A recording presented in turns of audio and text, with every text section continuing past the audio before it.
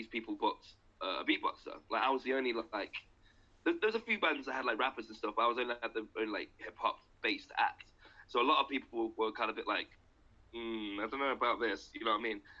But when it came to my performance, because I knew it was a punk event, I wanted to give them like a very energy driven kind of set.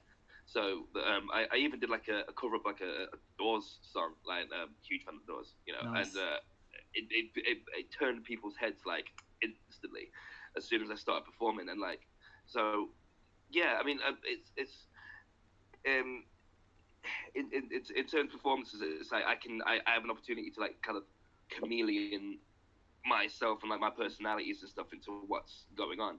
Um, but yeah, it's something that I take seriously, but I don't take myself too serious. If that makes any sense. Yeah, you make it work anyway. That's how it comes across to people. It's like, you're obviously good at what you do, but you enjoy it, and it's not kind of presented Yeah.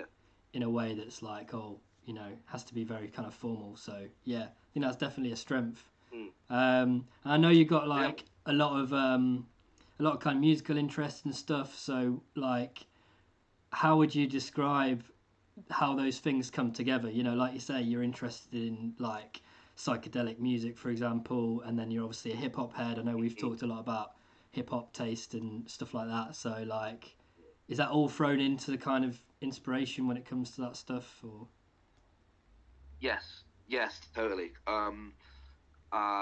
I mean, with like the funk kind of side of it is like typical like I guess my grassroots would be like G funk and stuff like that. Like Doggy Style by Snoop Dogg and stuff for that, and then going over to listen to Pink Floyd or um and then going to listen to like some like Ian Brown, and then you know what I mean, just like. But the thing is with my musical like taste is it's one of those typical things where you go, oh, I listen to anything. Like I listen to anything if it sounds if the elements of that genre are used right. You know what I'm saying? But yeah, I mean all these things that I listen to are definitely like an amalgamation of like my performance and like having that kind of like hip hop glaze, but also like a glaze of like like a rock and roll front man. You know what I'm saying? Like Jim Morrison esque kind of stuff. Like just going a bit like mad or like ODB or something like that. You know what I mean? Just going to just having moments where it can be a bit like crazy, and then they can bring it back and then bring it nice and smooth and funky again. You know what I mean? So yeah, all these influences, everything that I generally listen to definitely plays a part some way or another in my performances, and like I don't so a lot of the time I don't really know what the sets are going to be like every time I perform, like even when it comes down to set list, like what songs I'm going to do. My performance can kind of like gel with the atmosphere of what's going on, and thus so do the influences of the music that I listen to. yeah. Yeah. So how does that affect? Like when you've got songs that you've kind of come up with, and you kind of have a loose sort of structure or format or whatever. How does it work when it comes to kind of writing music for you? Um, a lot of the times, some of my songs actually come from like jams I have with other people. I mean, because um because I started off as a beatboxer, I had so many years of just jamming with people. Again, I don't say it a lot, but chameleoning myself to other people's music. So I had that knack to just an ear, just to kind of like uh just try different things. Sorry, can you repeat the question again? So I've Yeah, lost it. just yeah, no, it's cool. I know like your style's kind of quite improvised and you freestyle a lot of stuff, but like if you sit down and Oh make yeah, yeah, music, like what's your kind yeah. of Sorry, process? I've got you now. Yeah, It's cool, yeah. yeah. Sorry, I got it now. It's alright. So yeah, sometimes it'll be a thing where I'll be jamming with people with my loop station, for example, and then what I've recorded on the loop station I can save, Right. and I'll save onto the loop station, and then like I'll completely forget about it, and then I'll flick through and listen and be like, oh shit, I forgot about that, and then just create something like that. Or sometimes, I mean, it's kind of a rarity sometimes because I get into a point where I get a bit of like cabin fever writer's block if I'm sitting in a room with just a loop station on my own and there's not much to bounce off. But sometimes, wait, as a matter of fact, yesterday, I tried out like this little like drum and bass breakbeat kind of idea. Um, and then just to get a bit of feedback, I just like recorded it off my phone, put it straight onto Facebook, and just just give people something to be like to have a listen to, and I'll just be like, yeah, just kind of get feedback off it. So yeah, I don't know, my writing process can vary in so many different ways. Or for example, I did an open mic at the Jam Cafe a couple of months ago, and I was just doing a sound check, and so I've put my loop station in, like, and cause usually when I host open mics, I'll do like a little like 15-minute spot at the start, just to warm things up and get people like get a little taste of what's to come, and then but yeah, this particular one, I was just messing about with like the sound effects on my loop station, and I came up with like I just like made these sound effects on the device by complete accident, and ended up making like one of the most like heaviest tracks I've done to date. Like in terms of its sound, it's just like it's got a really like weird, like it's got a really chunky bass line that sounds like Godzilla and King Kong are chasing you through the woods. Yeah. And then there's like this little synthesizer noise I've got that just sounds like an alien's coming to abduct you, and like all in one beat, complete accident.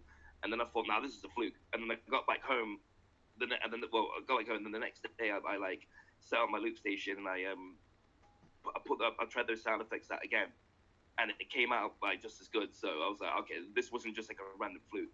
And then so I saved that beat onto the loop station, and I've been writing to it since then.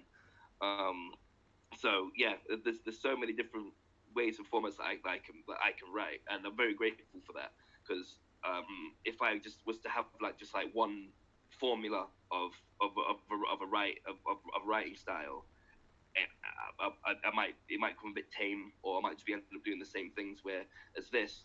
And plus, I can with beatboxing, you can do it anywhere.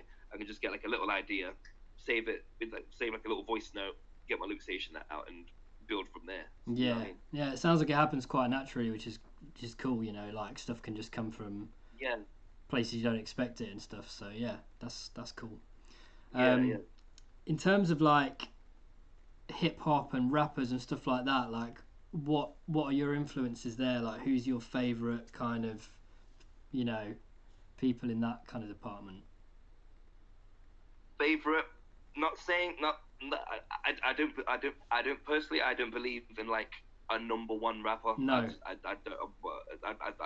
It's impossible. Like there's just too many styles in that. But gotta say, man, my favorite MF Doom, Yes. hands down. MF Doom was like, he was like the first rapper I really got into. Like I heard that I never heard lyrics like before. Like, and how he places how he can like say lyrics that like have like that might have like one meaning, or it might have five, or it might have none. You know, do you know what I mean? Just yeah, I love that kind of like style of famous production, and just lyrically, yeah, it really like influenced me, because I always kind of rapped quite weird anyway.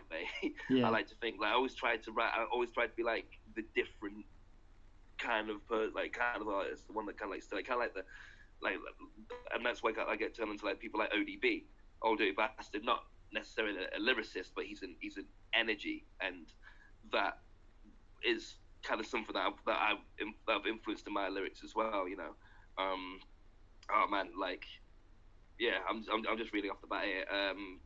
People like Most Def, like how his kind of like poetic style was a big influence on me. Slick Rick, Mm. definitely Slick Rick. Like his storytelling was just like his first album just like really like inspired me to like have fun with rap, and like have a bit of a laugh with it, and like we can have a laugh with like telling stories. Like storytelling rap doesn't have to be like like oh my life's so hard, and it doesn't have to be like that all the time. Man, Black, yeah, man. I'm trying to think of the other people. Black Thought, The Roots, Outcast, or like just rappers that have a certain alternative style to them. Like I Mm. think those are the ones that really turn me on to them. You know what I mean? Um, and as of the past couple of years, on and off, I've listened to like a friend of mine, Lucas Wilson. He, a good friend of mine who I make music with as well. Um, when I first met him, he introduced me to the Freestyle Fellowship, and I'd never heard of them before. I didn't know who they were or whatever, and they were like pretty much like the godfathers of rap and how rap is perceived. Now, when you have like people doing like really like crazy like flows and like word patterns um and everything, like they were like the cornerstone of that. So like, without them, you wouldn't have people like just for example like I don't have people like Bone Thugs and Harmony and stuff like that, like that kind of like really mad double time flows they did. So past couple of years I've been listening to that, and it's kind of I was like, hey man, you're right. I'm just doing a little phone interview. Yeah, cool. Wait, one second, yo, dude, Yeah, man. David. Oh, sorry, one second. It's all good. I can do upstairs if you want to use the living room. I don't, you sure? Okay, cool. No worries, man. I'll see you in a sec. Sorry, my housemate there. It's all good. But yeah, just yeah, it's but so listening to like Freestyle Fellowship as a freestyle, it's kind of like brought me back to like kind of the roots of like of rap and like how words and flows can be like just used. Yeah. If anyone's like not checked out Freestyle Fellowship, go do it, man. Like they are like mind-bogglingly good. So yeah, I mean, dude, I could sit here all day and Yeah. and I tell you every single rapper, but but I think you get the main gist. Like it's just people that rappers that have like a certain just like quirkiness to them, like lyrics, so just something different. You know what I mean? Someone that like kind of goes off their own style and doesn't follow certain rules, so to speak. Yeah, a lot of those So a yeah, lot of those names you mentioned kind of they make sense together. Do you know what I mean? I know exactly what you mean, and yeah, a lot of those people are rappers and artists that have influenced me as well. Like really groundbreaking in their style and stuff. Especially ODB, just like there's no one like him. There's just no one with that kind of style. It's crazy. Um, in terms of gigs and stuff, I know you've been doing a lot of gigs recently. Well, obviously less at the moment with the current situation, but like before that, when I was seeing you around, you'd always coming back from festivals and all that kind of stuff. Like, what's been your good and bad kind of experiences with gigs and stuff? Like, have you got anything that kind of stands out? Yeah, it's all right, man. Take your time. You can say no as well. Yeah, no, fuck it. Yeah, well, in terms of best, I think, I mean, there's been so many like good sets that I've done recently, but I think just one main highlight I think is when me and my mate Kane Ashmore, we supported for the second time, we supported the Sugar Hill Gang Oh wow. in Derby, of all places. A place called The Venue, and we supported him in 2016, and that was great. But there wasn't that many people because not apparently not many people knew about the Sugar Hill Gang thing, so no one really. The people came, but it wasn't like it wasn't a sellout or anything like that. And then they came the year after, and it sold out pretty much instantly. And I remember playing with Kane, and like I had like pretty much like it's a big venue as well. Venue, I don't know what the capacity is, but it's huge. And it was like full house, like front to back, side to side. I had like family members there that had never seen me perform. I had like loads of pockets of friends that came to watch, and and everyone just loved it, man. Like and it was really cool as well because it was like it was a much older crowd, because if you fuck with like Sugar Hill Gang, usually it's gonna be the older generation that are gonna come down and watch. I mean, it was a good mix, but it was a lot of like older cats there, and I remember like doing my set coming off and like everyone just like flocking to me. I'm not like not and I was very grateful for it. At a certain point, it was a bit like, overwhelming, but like, oh bloody hell, like chill out. Yeah. But yeah, that was definitely like a highlight in my performances without a doubt. Like I'm not scratching that off.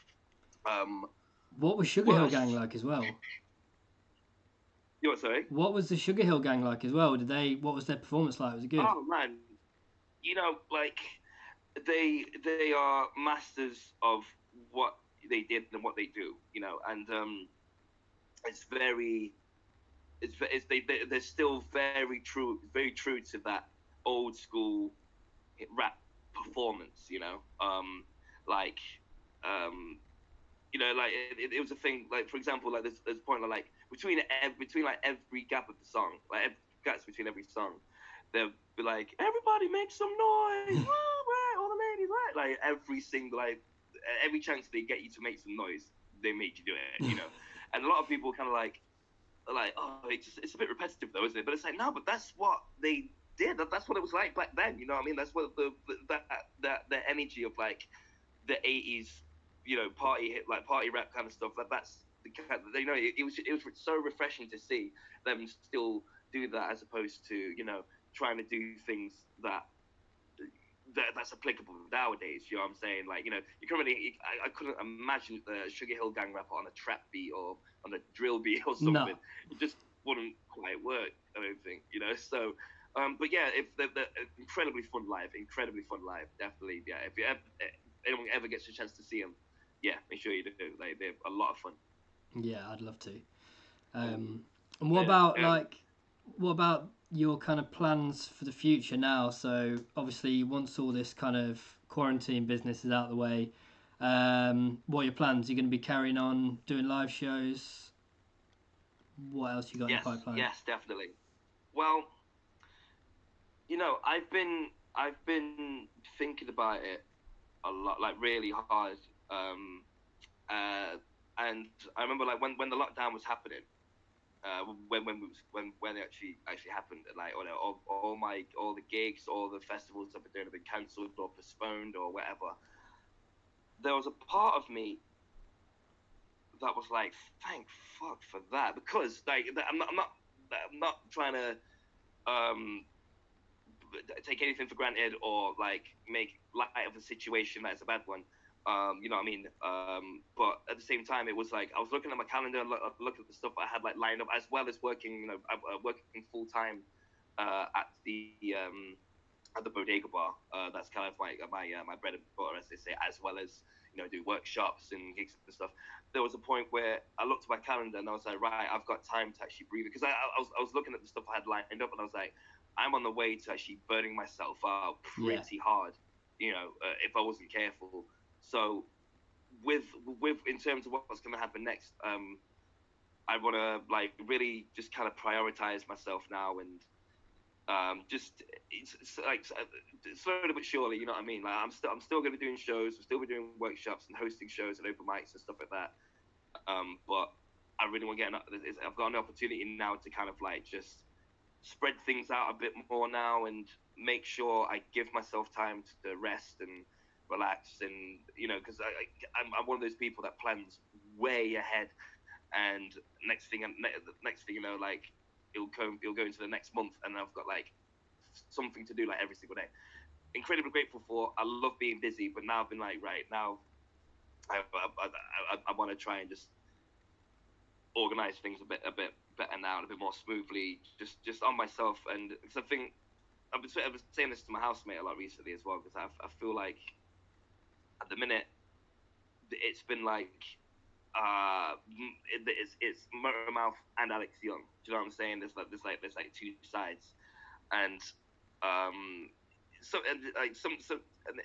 it's getting the balance of it, And there's been a lot of times where I'll be putting Motormouf first instead of Alex, and yeah, it's I've really seen the benefits of kind of like just like honing in on myself.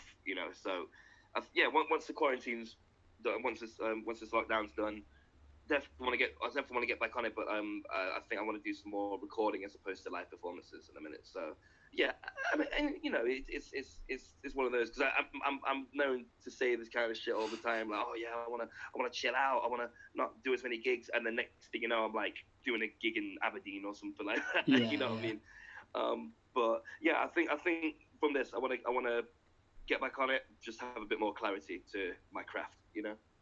Yeah, seems sensible, man. It's a good time. Everyone's kind of thinking about the future and stuff now. So I think that's one of the positives that's come out of it, definitely. Um, Yeah, yeah. Just everyone's just got a bit more breathing space now. I think. yeah, and you got to look after yourself, man. I know what you're saying, and I've Mm. seen how many gigs you do. Do you know what I mean? So I can understand why that becomes difficult, but it's also something you love doing. So yeah, it's a hard one to get right, but yeah, I'm sure you'll make it work, man. Yeah, Yeah, I yeah, man. think I Fingers think crossed. yeah, I think that pretty much like covers most of it. I think. Have you got anything else you want to talk about, or anything you want to say, or shout outs, or anything? Um, well, while we're on it, 'cause I remember you mentioned about like some records Oh yeah, yeah, just yeah, like fling out. yeah, Yeah, man. yeah. Um, Hit us with some. like I just got yeah. So you said to get like five. Now I've got like around 400 CDs and about 150 vinyls. So like picking Nice. five is like ah. Yeah, I But know. I'll just give you some ones that I thought that would be cool. I think Yeah, that'll be you'd wicked, man. appreciate as well. But yeah, I won't be keeping them. But No, no, so it's I've no got like worries, how many man. one? Sorry, like let's see, one, two, three, four, five. Okay. So first one, my cousin, my cousin Daniel Craig got me into hip hop hands down. From like from my teenage years, and then eventually my cousin got me into I don't know if you see it, Oh probably yeah, DJ Shadow yep, introduced me. classic. Like, coming out, all right. Sorry, I can't really see my Yeah, poster you there, can see but it. yeah, this album, like, yeah, it really like opened my eyes to like just the instrumental side of hip hop because I wasn't really into like instrumental stuff. When I first got to it, I mean, I love beats, but I wanted rhymes, I wanted bars to go with it, and that was kind of like my introduction to that kind of field of rap and sampling and that kind of stuff. So yeah, DJ Shadow definitely up there. Like the Uncle Project as well, it's amazing. Um, 100%. uh, Next one, this one was like a huge, huge, huge inspiration into doing more of my funk styles into my loop sticks. Around the time I heard this album, I got a loop station. I wanted to incorporate more funk into it. Stand, Sly and the Family Stone. Oh yeah, Like wicked album. this album for me is just absolute gold. Like, and taught me about talking about like political issues in the form of funk music. You know what I'm saying? Which Sly and the Family Stone nailed on the head hard for me. So that was a real insight to like getting making funky music, but also making something with a message. You know what I'm saying? Like rather than just saying like party tunes all the time and stuff. Yeah, yeah. So yeah, that was that.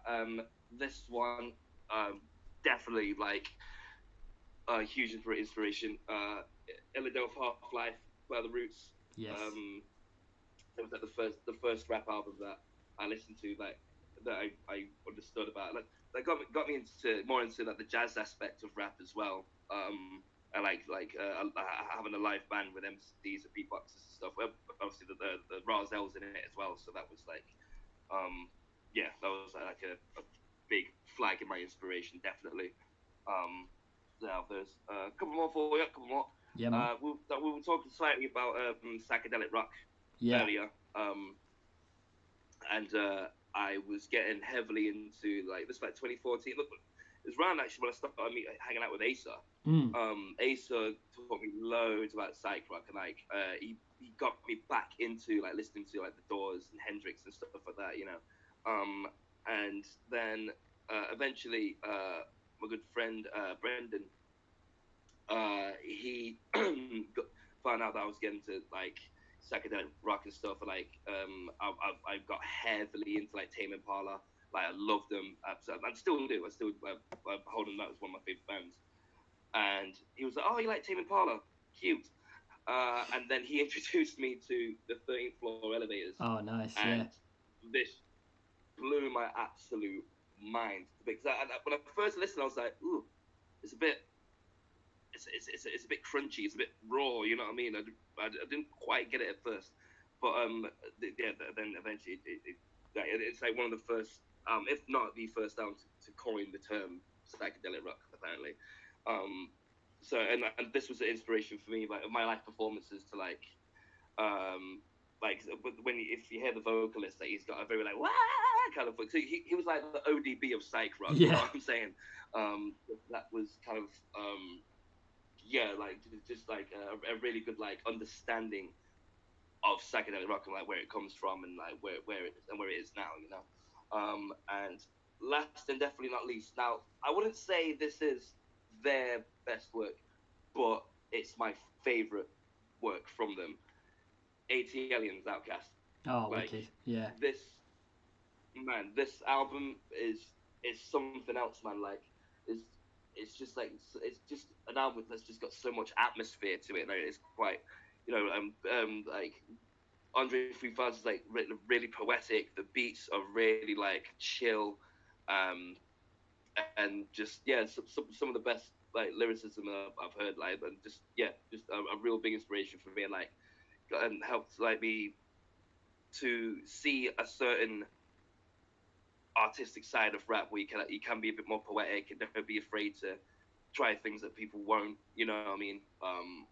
And yeah, that's some of my yeah, that's some of the best like albums I've got that definitely helped shape me into Mr. Motormouf today. Yeah, So man. yeah, and thank you for letting me express that as well, man. Like, you know, that it's really appreciated. No And worries, man. Yeah, yeah, solid yeah, selection. big up, man. Shouts to Plates, shouts to shouts to everyone watching, local healers, Different Life Collective. I see y'all, baby. I see y'all. So yeah, yeah. Thanks again for this, man. It's a really cool chat, really interesting. Yeah, likewise. It's good to catch up, and thanks for doing it, man. Yeah, man. Big No up. worries. May I ask what's the what about your plans after all this, like with plates and stuff? Yeah. And Well, obviously, you know, we don't have the shop now. I still got the record cutting studio, so still cutting records here and yeah, there. Running this yeah, station now, so running City Beat Radio. That's like a platform for kind of local artists, DJs, anyone who's involved in the kind of music art scene. We're just moving over into this new building actually, which is run by like Trish and Ian Gardner. I don't know if you know those guys. They used to run the Loft House. They're basically opening it as yeah. like an art center kind of thing. So that's going to be really cool. Oh, cool. Yeah, yeah. So Yeah, what is it? hopefully we'll get you involved and stuff. I think it could be cool because you Yeah, obviously do like youth projects and you do workshops and stuff. So it's very much going to be yeah. like that kind of angle. Yeah, yeah. But I do my the workshops that I do are kind of like free for all kind of thing. So I just get my loop station up. People want to come and have a go. I'll teach them how to use it. Teach them how to use the beats, like with the mouth and stuff. But yeah, I'll be more than happy to get involved if it comes around to it, man. Yeah, so basically, like they took it on just before lockdown happened, so everyone's just like waiting for that to be lifted, and then it'll actually they'll be able to start working in there. We're moving our studio in there, like all our stuff's just there, like in the room, but on the floor, like nothing's set up because that was the last thing that I did pretty much before lockdown. And then there's gonna be an event space in there. It's all kinds of really cool stuff. So as soon as it's ready and stuff, like you can come down and check it out. I think you'll like it, man. I'd love to, man. No, that sounds really good, really positive for the scene, you know. Like Yeah, yeah. it's giving like another platform for people, man. No, that's it. That's really cool, man. Yeah, so just spending my time doing the radio thing mainly, like, and just making beats here and there. Um, Trying to do that whilst we're locked Cool. inside. Try and get some beats made. So yeah, we'll keep in touch, man. It'd be good to try and do some music stuff together at some point. I know we've got No similar question, bro. No similar question, man. interests Yeah, and stuff. I'd love to collaborate, man. Especially like the minute I've been doing loads of writing. So yeah, if you get anything, just send it my way whenever, man. We'll get it cracking. Will do, man. Big up, big Sounds. up. Well, yeah, But yeah, take man. it easy. Big up for this, man. Hope you keep safe and everything. And Likewise. yeah, let's do this again sometime. Definitely. Definitely. Good to talk to you, man. You too, my man. Peace and love to you, my brother. Take it easy, man. Bye. You too, man. Peace, peace. Safe.